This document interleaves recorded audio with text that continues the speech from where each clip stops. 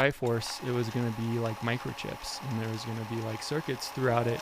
Hey everyone, what's up? We're back with another episode of Rupees Over Ramen, the show where we talk about animation, creativity, the creative process, and tons of other nerdy stuff. And this episode is a special one. You may be wondering where the name Rupees Over Ramen came from, and I've talked about it in past episodes, but it comes from one, rupees, which is the currency in Legend of Zelda. So my love for that game and how much it's inspired me, my art style, and just like who I am really in a lot of ways. And then two, ramen, because I love ramen, like top ramen, any ramen. Bring me the ramen and I will consume. So yeah, today we are going to be talking about the origins of Legend of Zelda. For anyone who doesn't know what Legend of Zelda is, it's kind of like, it's a fantasy adventure game similar to Lord of the Rings or any other fantasy you can think of really. So it was created by two guys, mainly Shigeru Miyamoto, who produced the game. Probably heard of him. He's the one that created Mario, Metroid, all the good stuff. And then Takashi Tezuka. And he was in charge of writing the story and the script. So just kind of what each character says throughout the game. It's kind of cool because in the credits of the game near the end, they have their names, but it's kind of like an alias. Shigeru Miyamoto is under S. Miyahon and Takashi is 1010. In the credits. I just found that, I don't know, it's just charming. It's kind of cool. I really like that. Yeah. So a lot of times when people think about the original Legend of Zelda, at least some people I've talked to, they're like, yeah, man, like I had the N64, played that original Ocarina of Time.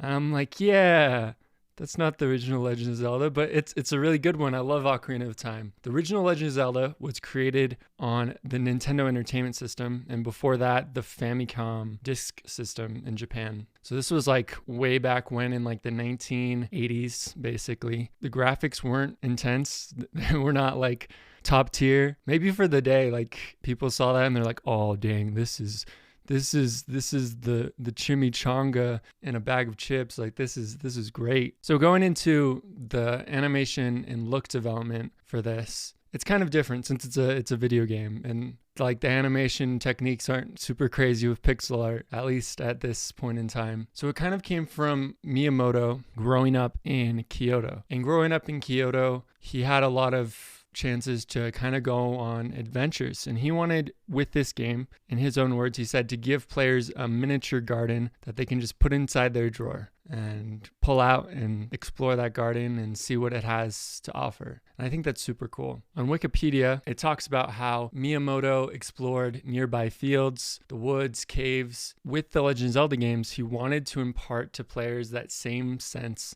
of limitless wonder that comes through unknown exploration. And I think that's a super cool idea. It's actually something that I love putting into my stories.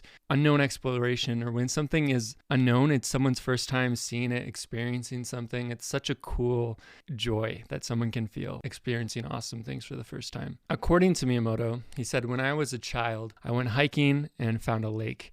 It was quite a surprise for me to stumble upon it when I traveled around the country without a map, trying to find my way, stumbling on amazing things as I went. I realized how it felt to go on an adventure like this. And I think that's super cool because Legend of Zelda, like the original one, it's kind of like a top-down RPG type thing. Kind of like the first RPG game, really. It's such an adventure. You're just walking around. You don't really start out with the map. You find an old man in a cave and he's like, it's dangerous to go alone. Take this. And he hands you a sword, and you take that and you're just like, okay, let's do this. Let's go out on an adventure. I think that's really cool. Giving a little background, before Legend of Zelda came Mario, which everyone's probably heard of Mario. There's a new Mario movie that's coming out pretty soon. I talked about it on my YouTube channel. So with creating Zelda, Miyamoto wanted to create it as something different than Mario. Similar to how like when they created Sonic, they're like, we want him to be the exact opposite of Mario. Zelda was kind of like that. He didn't want to just make like a Zelda skinned Mario game, you know, like just put like Link in a platformer and it's like do, or like, yeah, it's not as awesome. So he wanted to make it different. So he came up with this idea of linear versus non-linear. So Mario is a side scroller. You start on one side of the screen and you move over to the other side of the screen. It is very linear. And with the original Mario games, you can't even go back. Like once you go forward, you can't go back. The screen stops there. And side scroller, that's kind of where the name came from. As the screen is scrolling and you're just kind of jumping, you have some like vertical movement, but for the most part, it's pretty linear. It's like A to B. It's pretty simple. With Legend of Zelda, it was non-linear. Not only was it top down instead of like side scroller, so you kind of look down at a bird's eye view of little Link walking around. He's like doop doop doop doop doop. But along with that, it's non-linear. Tons of different paths to go on. There's not really an exact way. You can go to one dungeon first or another dungeon. You can find this item or this bomb or whatever at whatever point in the game. It's kind of like open world is now. Non-linear is like this idea that was like, oh, okay, so people can actually explore the game. It's not just going through a prescribed level and just being like da da da da da, A to B, I'm done. Yay. Another thing that people may not realize is The Legend of Zelda was originally released on basically a floppy disk. You know, like the little square things with the circle, and they're like, you can hold like megabytes of information. So they were made on the floppy disk. The reason why is because in Japan they had the Famicom disk system, and Famicom stands for Family Computer. That's kind of how it was marketed in Japan. And that was in February of 1986. And then in America, it was the Nintendo Entertainment System, because Atari and other games, like video games almost died, really. I could go more into that. But Nintendo was one of the companies that really saved video games. In America, it was released as the Nintendo Entertainment System. And it kind of looked like a VCR. Like you'd open up this little flap, this little hinge, and then slide the cartridge in. Instead of putting it in like this, you would slide it in like a VHS. And it was kind of in the marketing to be like, this isn't a video game system, it's an entertainment system, and like get people back interested in video games without using like that, what became a taboo word for a little bit. So it's super cool. Like, but yeah, so that was in 1818. That would be crazy.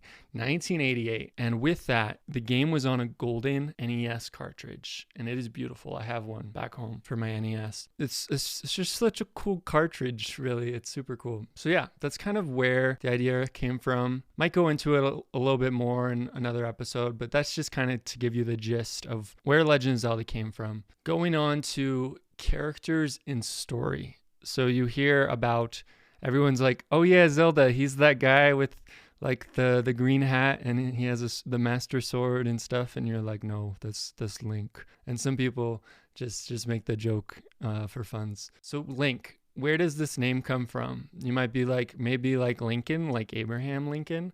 But no, the hero Link was named, in Wikipedia it talks about how it was named so in part to connect players and insert them into this world, into this interactive role. Link was kind of something of a blank slate. Like a player could come in and be like, this is me, and you could give, I am Link, basically. Like it links you as a player into the game and makes you like care about the things that happen to this character. Like it is third person, but you're really more involved in it than you would have been. Another interesting thing is it comes from the term hyperlink a little bit. So a hyperlink, you've probably seen one in like a Word document or something, or on the internet, it's like blue, and you click on it and it takes you to like another website, maybe to like a video or something. Probably will put a hyperlink in the description of this. Go check out that hyperlink. The early Zelda was kind of techie, really. Kind of like that cyberpunk-ish vibe. The early Legend of Zelda, you know, the Triforce, it was going to be like microchips, and there was going to be like circuits throughout it,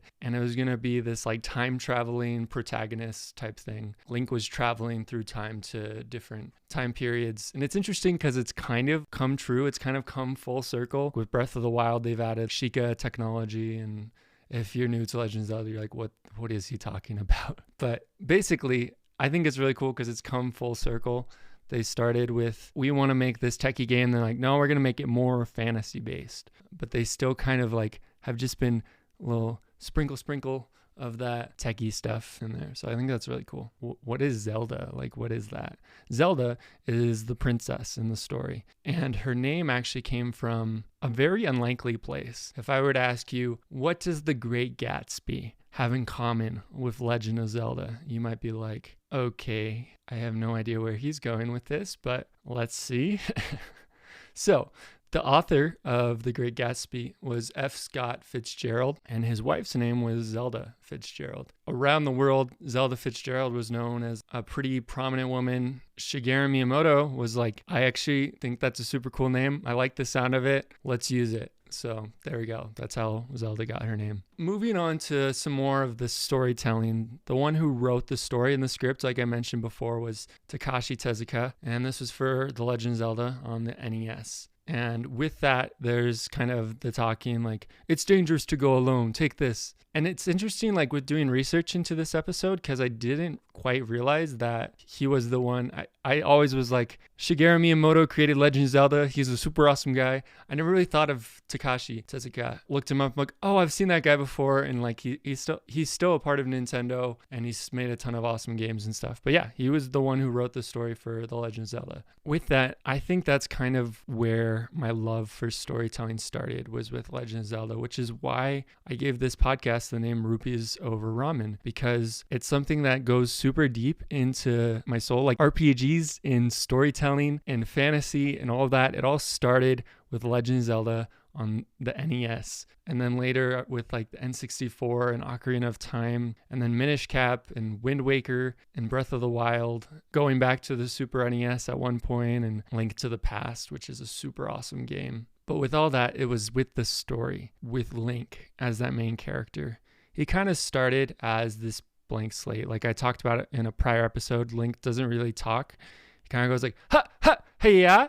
But he doesn't really talk. Like he's not like, hi, I'm Link. And he talks in the manga though. And this one is for the Minish Cap. But I grew up reading the one for Four Swords. I wish I had a copy of it, but I was able to find the Minish Cap. And it's pretty cool. It's like a pretty cool like art style. You can see that. I think it's just so cool how it all started with Miyamoto being like, hey, I want to make a game that's like walking around in this miniature garden and adventuring and having no map, just unknown exploration. And it's become this huge series that they've done an animated show for, which didn't do super good, but they did an animated show for it. And they've done tons of different games and manga and different links like throughout time, like the Link in Twilight Princess and Toon Link. And if you don't know what Legend of Zelda is, you're probably like, what is he talking about? But you're learning about it. Here you are.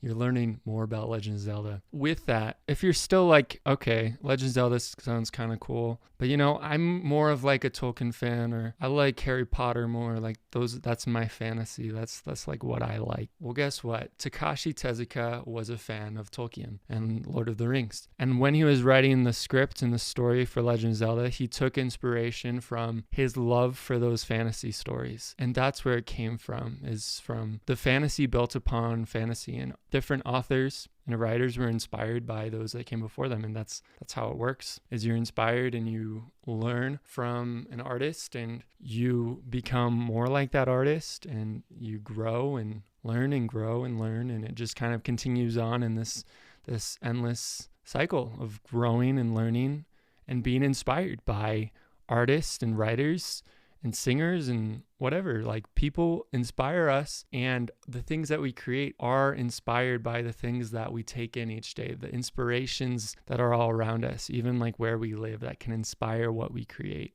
I really enjoyed this episode of Rupees Over Ramen, and I am super excited for the next one. We're going to continue this discussion about Legend of Zelda and about fantasy and what it means to me and why it's so powerful and important. And yeah, we will see you guys next time. See you next Saturday. Bye.